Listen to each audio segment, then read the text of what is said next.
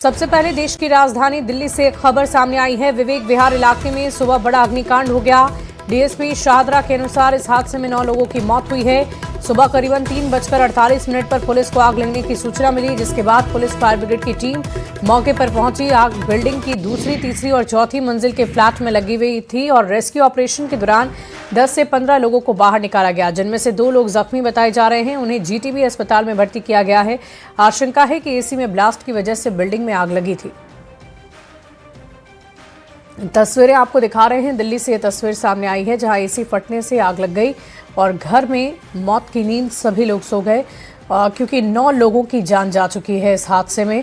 और ऐसे में खबर लगातार चर्चा का विषय बनी हुई है। उत्तर प्रदेश के सिद्धार्थनगर में पानी की टंकी पर फंसे दोनों बच्चों को हेलीकॉप्टर से रेस्क्यू किया गया। 16 घंटे की कड़ी मशक्कत के बाद बच्चों का सुरक्षित रेस्क्यू हुआ है। गोरखपुर से सेना का हेलीकॉप्टर 5:20 पर घटनास्थल पर पहुंचा। इसमें हम धन्यवाद देते हैं माननीय मुख्यमंत्री जी कार्यालय से, जहां से कोऑर्डिनेशन करके आज गोरखपुर एयरफोर्स की टीम यहाँ पे सुबह उपलब्ध हुई और हम लोगों ने बच्चों को सक्सेसफुल रेस्क्यू किया है। अब उन लोगों का इलाज भी से कराया जाएगा। सर 16 घंटे लगे, मतलब ऐसा कहा जा रहा है कि क्या ये डिसीजन अगर पहले हो? नहीं, ये रोड बनाने हमारी पूरी गोरखपुर से फायर की टीम आई थी, जिसके पास सारे इक्विपमेंट्स थे, बट क्योंकि कल मौसम भी खराब था और जैसा आप देख रहे हैं मिट्टी बहुत दलदल है, तो उस वजह से वो गाड़ी नहीं अंदर आ पाई थी। तो और बच्चों को उसी दौरान जितना भी बच्चों के लिए पानी और कुछ स्नैक्स की व्यवस्था हम लोगों ने करा दिया था ड्रोन के माध्यम से, और बच्चे भी स्वस्थ हैं। और देखिए, दिल्ली दौरे पर हैं सम्राट चौधरी और आपको बता दें कि आज उनकी पार्टी के बड़े नेताओं से मुलाकात हो रही है।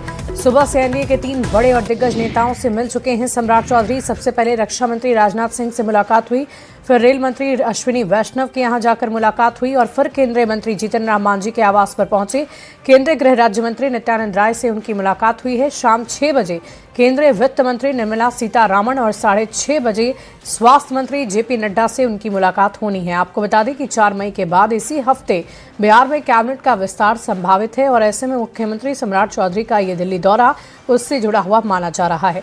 चर्चा ये हो रही है कि सम्राट चौधरी संभावित मंत्रियों की लिस्ट पर केंद्रीय नेतृत्व की मोहर के लिए दिल्ली में हैं। सम्राट चौधरी की आज शाम केंद्रीय गृह मंत्री अमित शाह से मुलाकात होगी, जिसमें कैबिनेट के संभावित चेहरों पर बात हो सकती है। देखिए, सिवान में 3 दिन के भीतर 2 एनकाउंटर को अंजाम देकर पुलिस ने अपराधियों को घुटने पर ला दिया है और ये संदेश दिया है कि गोली चलाने वाले अपराधियों का इसी तरह से इलाज किया जाएगा। 30 अप्रैल को पहले अपराधी छोटू यादव को गोली मारकर लंगड़ा किया गया और आज गोलियों के जवाब में पुलिस ने सोनू यादव को ढेर कर दिया, जिसके बाद अपराधी थर-थर कांप रहे हैं। 29 अप्रैल की देर शाम गाड़ी सटने के मामूली विवाद में अपराधियों ने बीजेपी नेता और पूर्व एमएलसी मनोज सिंह के बहनोई चंदन सिंह और भांजे हर्ष को गोली मार दी थी, जिसके बाद इलाज के दौरान हर्ष की मौत हो गई, जबकि चंदन सिंह अब भी अस्पताल में इलाजरत हैं।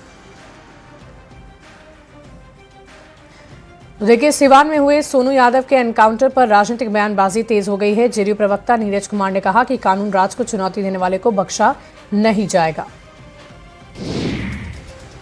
सिवान का सोनू यादव जो 10 गंभीर आपराधिक मामले, हत्या, डकैती जैसे आर्म्स एक्ट संगीन मामले का आरोपी था, कानून के राज को चुनौती दिया, आतंक का सीवान बनाना चाहता था, संस्थाओं पर कोई हमला करेगा, पुलिस बल पर हमला करेगा, अपराध का जबड़ा जो संक्रमित है वह पुलिस को दिए गए अधिकार फटाफट और खटाखट से कानून का पालन भी होगा। जो अपराधी कानून को धत्ता बताते हैं, कानून से ऊपर अपने आप को समझते हैं और कानून का जिनके अंदर भय खत्म हो गया है, उनको कानून का भय दिखाना चाहिए, एक मैसेज जाना चाहिए। आप देखेंगे किस तरह से बिहार जंगल राज से एकाएक मंगल राज में आया, हमारी बेटियां साइकिलों से चलने लगी और वो शांति का प्रतीक बन कर के एम्बेसडर बन कर निकली और बिहार में एक शांति का माहौल हुआ। इसी तरह से माननीय मुख्यमंत्री बने हैं हमारे आदरणीय सम्राट चौधरी जी। हम समझते हैं इन्होंने एक स्पष्ट मैसेज दिया है कि कोई भी अपराधी हो, चाहे किसी समुदाय जाति का हो, अगर वो अपराध करेगा और इस तरह का हिमाकत करेगा, उसको उसी भाषा में जवाब दिया जाए। और देखिए, सिवान के एनकाउंटर पर पूर्व एमएलसी और बीजेपी नेता मनोज सिंह का भी बयान आया है। मनोज सिंह ने पुलिस की कार्रवाई की खुलकर तारीफ करते हुए कहा कि घटना के अगले दिन ही छोटू का हाफ एनकाउंटर, 4 दिन के भीतर सोनू यादव को एनकाउंटर में ढेर कर दिया गया। ये पुलिस की बहुत बड़ी उपलब्धि है। पुलिस की कार्रवाई न्याय संगत है।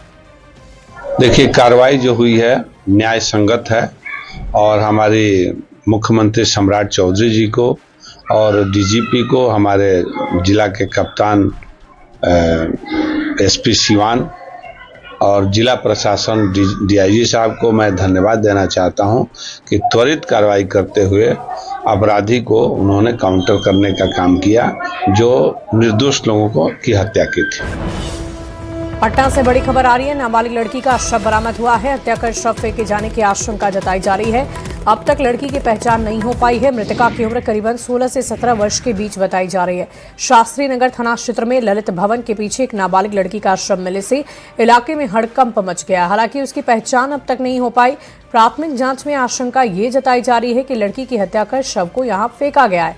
हालांकि मौत के वास्तविक कारणों का खुलासा पोस्टमार्टम रिपोर्ट आने के बाद ही हो पाएगा। इस घटना की सूचना मिलते ही शास्त्री नगर थाना पुलिस मौके पर पहुंची और जांच शुरू कर दी है। 3/5/26 को शास्त्री नगर थाना अंतर्गत ललित भवन के पास जो है एक लड़की का जो है वो अज्ञात शव वो शास्त्री नगर थाना को प्राप्त हुआ है। इसमें जो है अभी एफएसएल को बुला लिया गया है, डॉग स्क्वाड को भी बुला लिया गया है। सीसीटीवी वगैरह जो है वो देखा जा रहा है।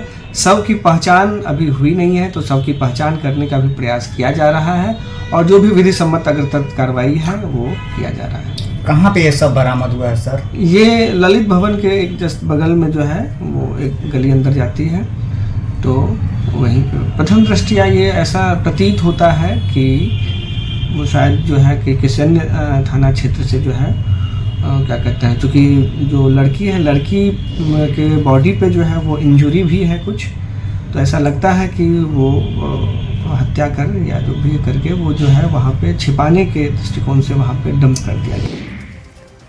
दानापुर के खगौल थाना क्षेत्र में पुलिस ने अवैध गांजा कारोबार का खुलासा किया। पुलिस ने छापेमारी कर 2068 किलोग्राम गांजा, 3,31,200 रुपए कैश और 2 तराजू और पैकिंग में इस्तेमाल होने वाले रैपर बरामद किए।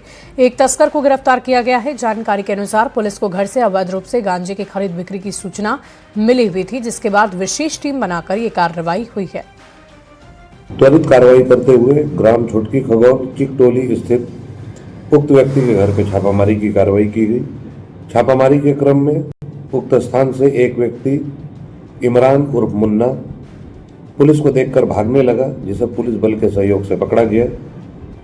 इनके घर की विधिवत तलाशी ली गई तो इनके घर से 2 किलो 68 ग्राम गांजा, नगद राशि 3,31,200 रुपये, तराजू 2, मोबाइल 1, रैपर 3 बंडल बरामद किया गया।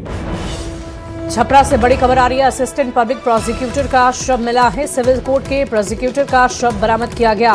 कुएं से पवन कुमार का शव मिला है। पत्नी ने शिकायत दर्ज कराई थी। भगवान बाजार थाना के ढेलाजी मंदिर के पास एक कुएं से शव बरामद हुआ है। ये बड़ी खबर आपको छपरा से बता रहे थे। कब से लापता थे? परसों से लापता थे। तो कैसे मिले ये तो हम लोग कल से इनको परसों से ढूंढ रहे थे सुबह में।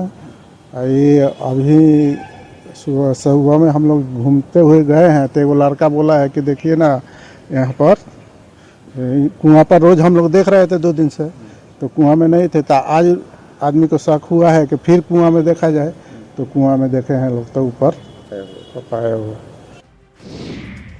आरा में एक शादी समारोह में उस वक्त अफरा तफरी का माहौल हो गया जब बारात में अचानक मारपीट हो गई। धोबाहा थाना के बलुआ गांव से बारात सिन्हा थाना क्षेत्र के कुदरिया गांव में आई थी, जहां शादी का कार्यक्रम चल रहा था। नाच के दौरान नर्तकी को पैसे देने को लेकर विवाद बढ़ गया, जिसके बाद बात इतनी बढ़ गई कि पूरा सामियाना रणक्षेत्र में तब्दील हो गया। इस घटना में कुछ लोग जख्मी हैं, जिनका इलाज चल रहा है। बैठे थे, अपने घर के सब लड़के थे। उसके बाद वो ड्रिल कर रहा था गाड़ी में बैठकर, अचानक आया और भाई पे हाथ चलाने लगा वो लोग। तो हम लोग गए, छुड़ा रहे थे, तो हम लोग को भी मारने लगा। गाला में से सिगड़ी छीन लिया है। कितने की संख्या में लोग थे? वही आगे 2-3 थे। उसके बाद पूरा बुला के मशीन लेके आया, मशीन से मारा माथा।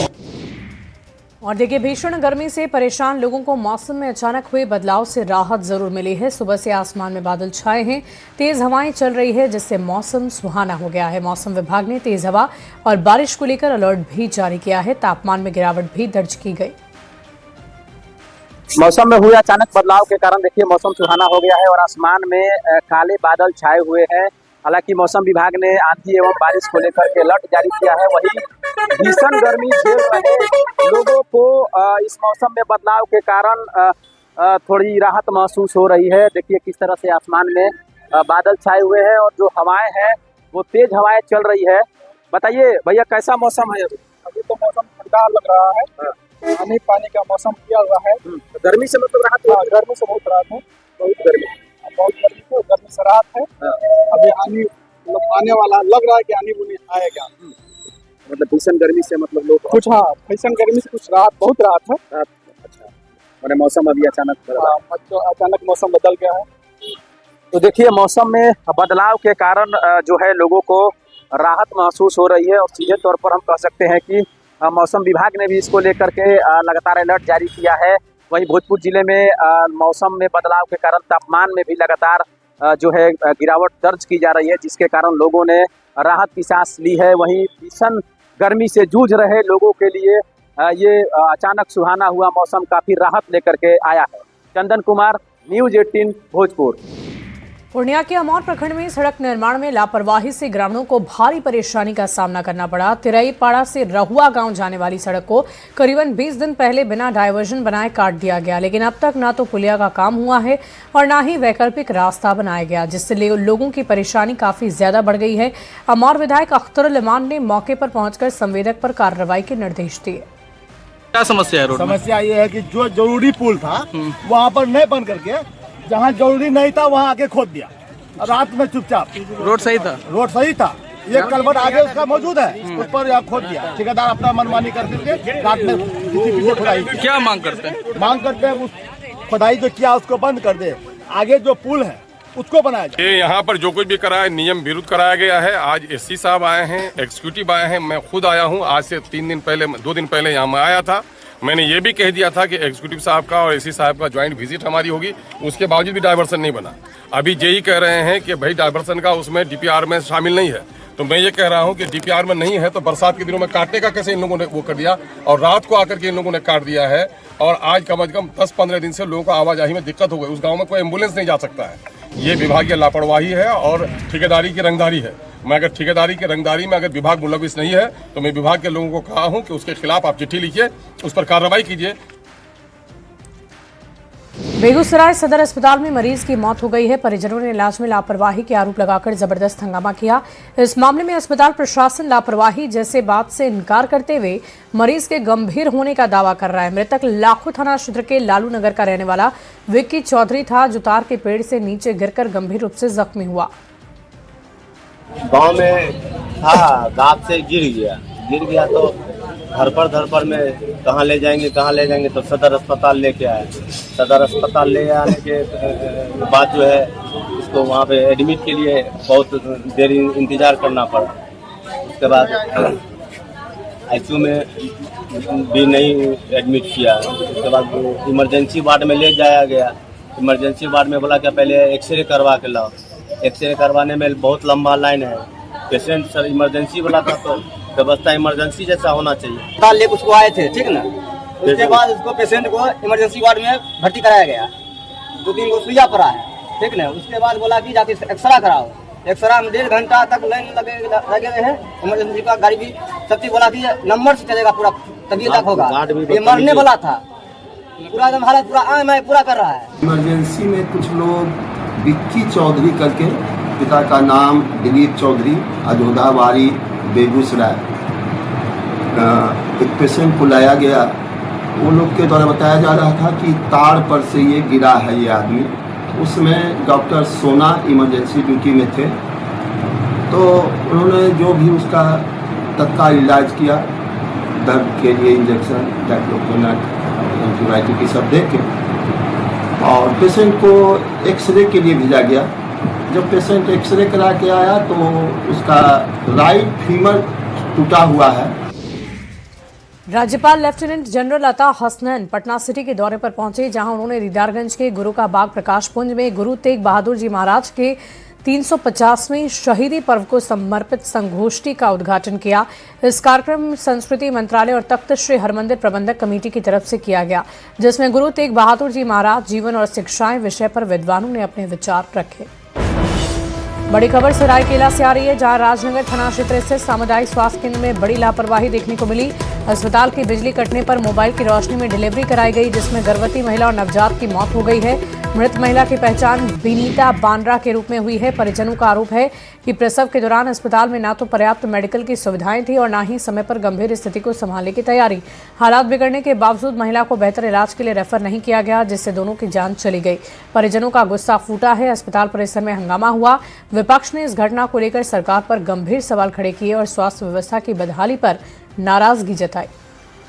दौड़ के अंदर चले गया तो देख रहे मेरे भी बेहोश की हालत में पड़ी हुई थी, जबकि वहाँ पे हमको ऐसे लग रहा है क्या पूरा हम अपने आँख से भी देखा। उसके बाद बेहोश पड़ी हुई थी तो किसी तरह से फिर होश में लेके तो आ गया। लेके आने के बाद कुछ देर रुकी, उसके बाद हम बोले जब नॉर्मल से इसको नहीं हो रहा था तो उसको ऑपरेशन करिए। बार बार हम वही चीज़ बोल रहे थे कि ऑपरेशन करिए, तो ऑपरेशन भी वो लोग किया ही नहीं। उस समय पर अगर सही समय पर ऑपरेशन होता, बीबी मेरा आज बच जाती। तो वहाँ पे लाइट भी नहीं था, कुछ नहीं था। मेरा मोबाइल से दोनों मोबाइल से टॉर्च कराया गया और टॉर्च जला के उसको प्रसव किया जा रहा था। हाँ, प्रसव कराया जा रहा था, लाइट नहीं था। अगर इस तरह का लापरवाही होगा तो, जबकि वो डॉक्टर उस समय मौजूद नहीं था, नर्स लोग नहीं कर रहा था। स्वास्थ्य विभाग की लापरवाही के कारण चाहे रिम्स हो, चाहे जिले के CHC में हॉस्पिटल में हो, अब एक राज्य का मुख्यमंत्री आदिवासी है और जो राजनगर खरसवा जिला के CHA में बिजली कटने के कारण टॉर्च से ऑपरेशन करके एक आदिवासी महिला और हमारे झारखंड के आने वाली पीढ़ी की मृत्यु हो गई। मैं मानता हूँ ये हत्या है।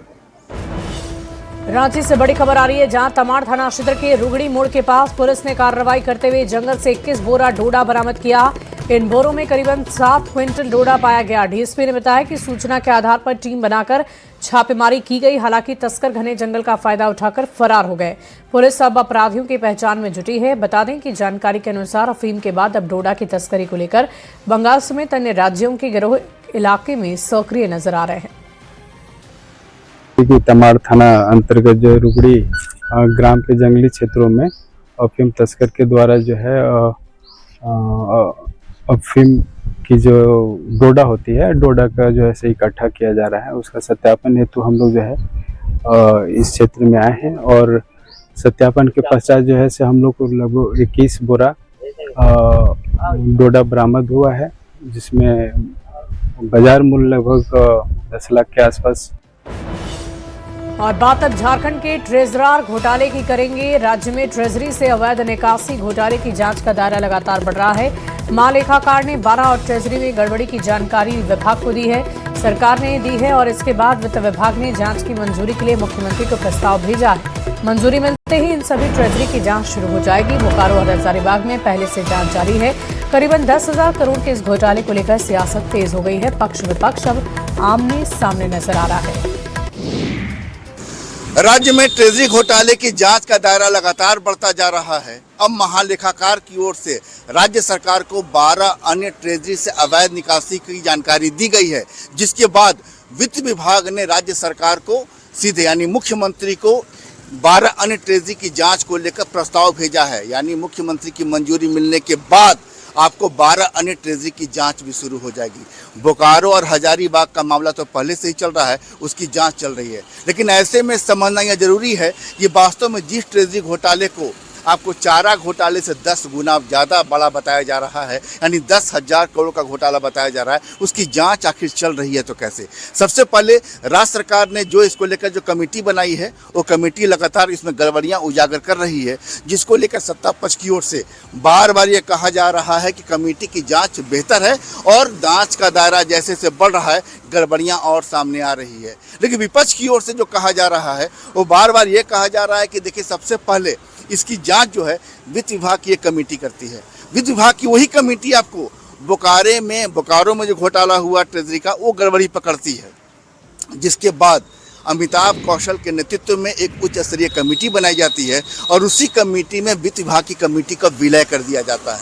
उसके बाद राज्य सरकार जो है ये कहती है कि इसकी जांच का दायरा जो है बढ़ेगा और अब सीआईडी की जांच इसमें होगी। लेकिन विपक्ष का यह आरोप है कि सीआईडी ने अपने अधिकारियों से इसकी जांच नहीं कराकर वास्तव में झारखंड पुलिस के अधिकारियों की कोई हवाले इसकी जांच कर दी है। मतलब राज्य सरकार में जो विभाग में गड़बड़ी हुई है उसकी जांच जो है झारखंड पुलिस ही करेगी। ऐसे में विपक्ष बार बार निष्पक्षता और पारदर्शिता को लेकर सवाल उठा रहा है, लेकिन सत्ता पक्ष बार बार कह रहा है कि पूर्ववर्ती सरकार में गड़बड़ियां आज की नहीं है, पूर्ववर्ती सरकार में ही गड़बड़ियों का दौर जारी था और अब इस सरकार में लगातार गड़बड़ियां पकड़ी जा रही हैं और जो भी जांच टीम जांच कर रही है गड़बड़ियों को उजागर कर रही है। ऐसे में वास्तव में जो ये घोटाले का जो राक्षस है कितना बड़ा चेहरा लेकर सामने आता है, इस पर सबकी नजर है। संजय कुमार सिन्हा, न्यूज़ 18 रांची। और इसी बीच धनबाद से एक बड़ी खबर का रुख कर लेते हैं। बीसीसीएल मोनीडी कोल वॉशरी में बड़ा हादसा हुआ है। सैलरी ढहने से 4 मजदूरों की मौत हो गई। लोडिंग के दौरान 40 फीट ऊंची सैलरी गिर गई। दबकर मजदूरों की मौके पर मौत हुई। इस घटना के बाद शव रखकर जबरदस्त प्रदर्शन हुआ, हंगामा हुआ देर रात तक और अधिकारी यूनियन परिजन की बैठक हुई है। मृतकों के आश्रितों को 20-20 लाख रुपए में मुआवजा दिया जाएगा। आश्रित को नौकरी का भी बीसीसीएल ने भरोसा दिलाया है। अंतिम संस्कार के लिए भी 50,000 रुपए की मदद दी जाएगी। तो धनबाद से बड़ी खबर आपको बता रहे थे। बीसीसीएल मोनीडी कोल वॉशरी में बड़ा हादसा हुआ है। सैलरी ढहने से 4 मजदूरों की मौत की खबर है। लोडिंग के दौरान 40 फीट ऊंची सैलरी गिर गई, जिसमें दबकर कई लोगों की जान जा चुकी है। इस घटना के बाद शव रखकर जबरदस्त प्रदर्शन परिजनों की तरफ से किया गया और इस हंगामे के बाद एक्शन लिया गया है। मृतकों के आश्रितों को 20-20 लाख रुपए मुआवजा देने की बात कही गई है। आश्रित को नौकरी का भी बीसीसीएल ने आश्वासन दिया है, भरोसा दिया है। अंतिम संस्कार के लिए भी अलग से 50,000 रुपए की मदद की जाएगी।